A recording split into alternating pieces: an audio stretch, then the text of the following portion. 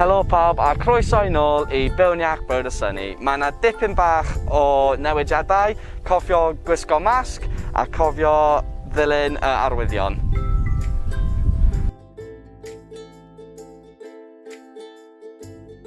Pan cyrraedd y ganolfan, cofiwch golchi dwylo a sganio'r carden.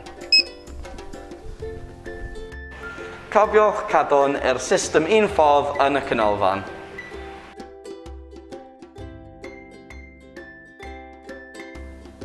Cofiwch aros yn ei sgwâr yn y ystafell ffitrwydd. Cofiwch glanhau yr offer ar ôl defnyddio.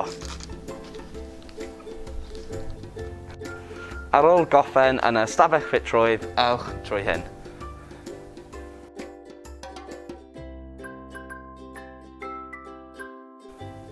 Bob dosbarth yn y neuaf, cofiwch cadw'n 2 metr. Ar ôl goffen dosbarth, mynd trwy drws yma.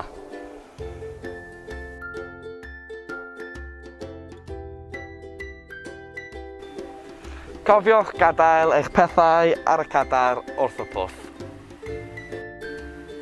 A cofiwch cadw'n pellter cymdeithasol o gwmpas y pwll. Cofiwch mynd allan trwy drws yma ar ôl defnyddio pwll. Diolch yn fawr, gweld chi fi yn Byw'n Iach Bro Dysynni.